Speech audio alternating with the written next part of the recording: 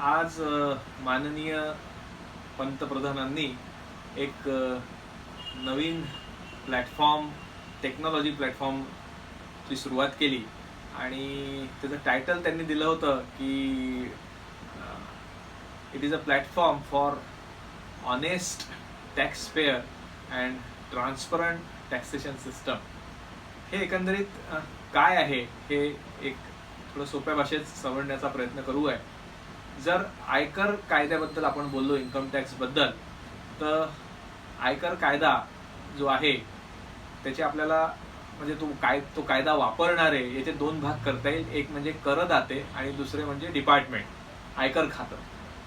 आत्तापर्यंत काय होतं की करदाते जे काही रिटर्न वगैरे फाईल करायचे किंवा डिपार्टमेंट किंवा हे जे खातं होतं हे जे काही त्याच्यावर असेसमेंट वगैरे करायचं हे सर्व पेपरवर चालू होतं, प्रत्यक्ष भेटून सुरू होतं.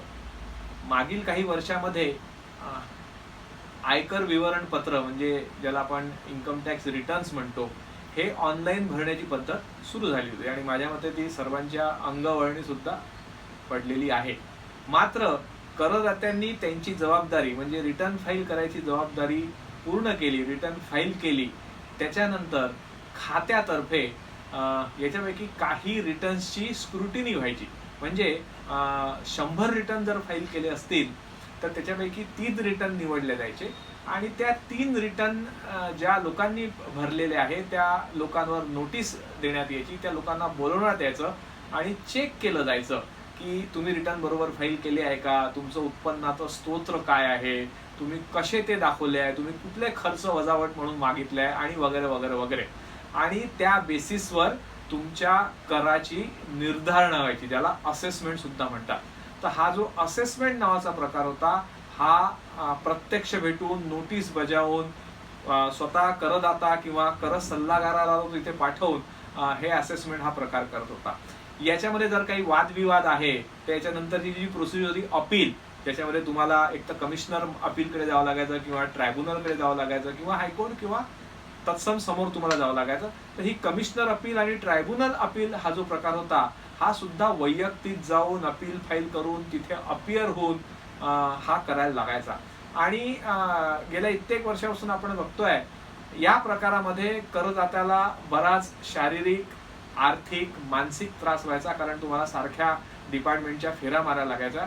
याच्यामध्ये व्यक्ती इन्व्हॉल्ड असल्यामुळे आणि काही भ्रष्ट व्यक्ती असल्यामुळे याच्यामध्ये भ्रष्टाचार सुद्धा हा प्रचंड प्रमाणात चालायचा आणि बऱ्याच गोष्टी या नियमाला न धरून व्हायच्या. हे लक्षात घेऊन ज्याप्रमाणे करदात्यांना त्यांचे रिटर्न्स ऑनलाईन भरण्याची सुविधा होती, आता हा नंतरचा जो प्रोसिजरल पार्ट आहे तो सुद्धा आता संपूर्णपणे ऑनलाईन होणार आहे. म्हणजे असं एक रिटर्न फाईल केले ऑनलाईन रिटर्न फाईल केल्यावर समजा 100 पैकी 3 लोकांना त्यांनी निवडलं की यांची आता आम्हाला स्क्रुटिनी करायची आहे, यांना नोटीस जाईल आहे पण यांना नोटीस ऍक्च्युअल जाणार नाही, म्हणजे पोस्टाने येणार नाही, यांना मेलनी नोटीस येईल आहे. या नोटीसचं उत्तर सुद्धा तुम्हाला मेलनीच द्यावं लागेल आहे. तुमचं काय म्हणणं आहे ते सुद्धा तुम्हाला मेल पाठवावं लागेल आहे. मे बी याच्याकरता ते एक प्लॅटफॉर्म, एक टेम्पलेट, काही सिस्टम ते डेव्हलप करतील आहे ज्याच्या थ्रू तुमचं हे इंटरॅक्शन होईल आहे. म्हणजे करदात्याला आणि कर निर्धारण करणारा अधिकारी या दोघांमध्ये कुठलीही गाठभेट होणार नाही, बोलणं होणार नाही, हे सर्व ऑनलाईन मार्फत होईल आहे. बरं, याच्यात त्यांनी हेही सांगितलं की हे ऑनलाईन तर होईलच आहे, याच्या व्यतिरिक्त उदाहरणार्थ जर एखादा करदाता मुंबईचा आहे तर त्याला येणारा हा नोटीस हा भारतातनं कुठूनही राहू शकतो. त्यामुळे जो कर निर्धारण करणारा अधिकारी आहे त्यालाही माहिती राहणार नाही हा करदाता कुठे राहतो, काय करतो, तो त्याला भेटू शकणार नाही. आणि प्रत्येक गोष्ट ऑनलाईन होत असल्यामुळे याच्यामध्ये कुठलंही वैयक्तिक येणं जाणं होणार नाही, कागदांची देवाणघेवाण होणार नाही, भ्रष्टाचार होणार नाही आणि गोष्टी सुरळीत होतील असं अपेक्षित आहे. त्यामुळे ही जी नवीन पद्धत, हा जो नवीन प्लॅटफॉर्म यांनी सुरू केला आहे ऑनलाईन, हा खूपच स्वागतार्ह आहे. हा याच्यामध्ये काही प्रॉब्लेम नक्कीच होणार आहे. काय प्रत्येक गोष्टीमध्ये प्रॉब्लेम येतात, याच्यातही प्रॉब्लेम येतील, ते नंतर सॉल्व्ह केले जातील. पण या हे जे असेसमेंट प्रकार आहे किंवा हा जो अपील प्रकार आहे हे दोन्ही गोष्टी ऑनलाईन होणार आहे. याच्यामुळे करदात्यांना बराच दिलासा मिळेल आहे, भ्रष्टाचाराला भरपूर आळा बसेल आहे आणि कर निर्धारणा किंवा अपिलेट प्रोसिजर ही जास्त फास्ट होईल आणि ट्रान्सपरंट होईल आहे, भ्रष्टाचार होणार नाही अशी आपण अपेक्षा करू आहे. हा एक भाग होता. दुसरा भाग जो आज माननीय प्रधानमंत्र्यांनी सांगितला की एक चार्टर त्यांनी ते सादर त्यांनी केलेलं आहे.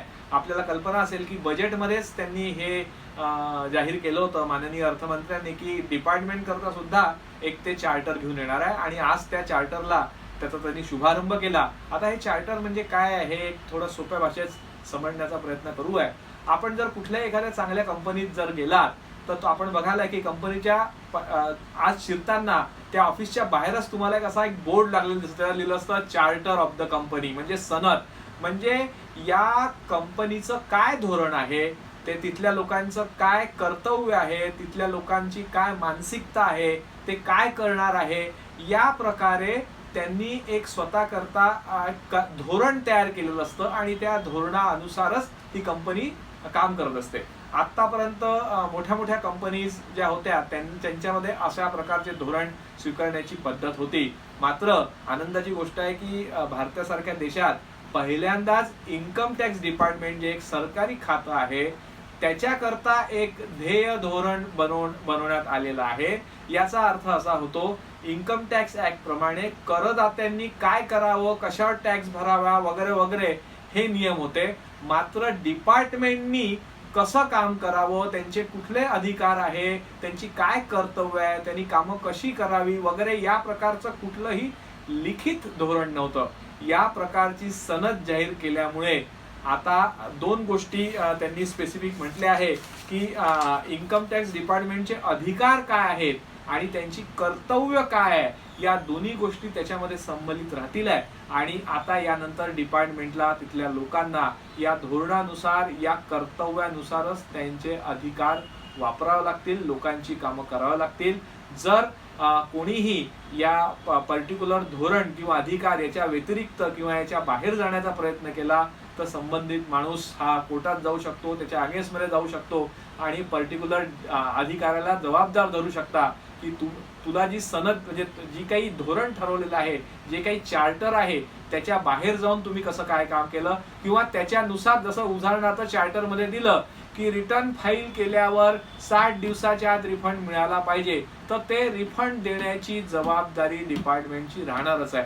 त्यांनी त्याच्यात म्हटलं की अपील फाईल केल्यावर उदाहरणार्थ 2 महिन्यात त्याचा निपटारा झाला पाहिजे किंवा त्याची सुनवाई सुरू झाली पाहिजे, तर ती त्यांना करावीच लागेल आहे. हे फक्त एक उदाहरण देतोय मी, पण चार्टर बघितल्यावर अजून नीट कल्पना येईल आहे. पण आता डिपार्टमेंटनी कसं वागावं, त्यांचे काय अधिकार आहे, त्यांचे कर्तव्य काय आहे हे लेखी लोकांच्या समोर येणार, डिपार्टमेंटच्या समोर येणार. त्यामुळे त्यांचं काम अधिक पारदर्शक होणार, अधिक फास्ट होणार आणि ज्याला आपण ईज ऑफ टॅक्सेशन ज्याला आपण म्हणू आहे की कर संकलन, कर निर्धारणा हे जास्त योग्य आणि चांगलं होणार अशी आपण अपेक्षा करू आहे. तर आज पंतप्रधानांनी म्हटल्याप्रमाणे 3 गोष्टी अपेक्षित आहे. एक तर सिमलेस ट्रान्झॅक्शन म्हणजे अखंड राहणार, कंटिन्युअस राहणार, ज्याला आपण सिमलेस म्हणतो. तर इन्कम टॅक्सचे रिटर्न फायलिंग पासून तर असेसमेंट पासून अपील, रिफंड सर्व गोष्टी या अखंड चालणार, सिमलेस चालणार. या दृष्टिकोनातून त्यांनी समोर पाऊल टाकलेलं आहे. दुसरं त्यांनी म्हटलं पेनलेस होणार, म्हणजे सहज होणार, अगदी सहज होणार. आपण बघतो सॉफ्टवेअर वापरतो जसे युजर फ्रेंडली असतात तसे डिपार्टमेंटचे सुद्धा जे काही ऍडमिनिस्ट्रेटिव्ह वेबसाईट्स आहे म्हणा किंवा टेम्पलेट्स आहे या सुद्धा सहज आणि पेनलेस होणार अशी आपण अपेक्षा करू आहे. त्या दृष्टीने त्यांनी पाऊल टाकलाय. आणि तिसरं आणि महत्वाचं म्हणजे फेसलेस राहणार.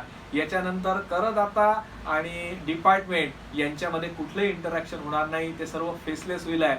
आणि मी म्हटल्याप्रमाणे सुलभता तर येणारच, या व्यतिरिक्त भ्रष्टाचाराला सुद्धा आळा बसेल आहे. तर आज त्यांनी ज्या घोषणा केल्या आणि जी सुरुवात केली आहे ती खरंच स्वागतार्ह आहे आणि आपण अपेक्षा करू आहे की याचप्रमाणे सर्व सिस्टीम चालेल आणि करदात्यांना एक प्रकारे याच्यामुळे एक चांगले दिवस अनुभवायला मदत होईल.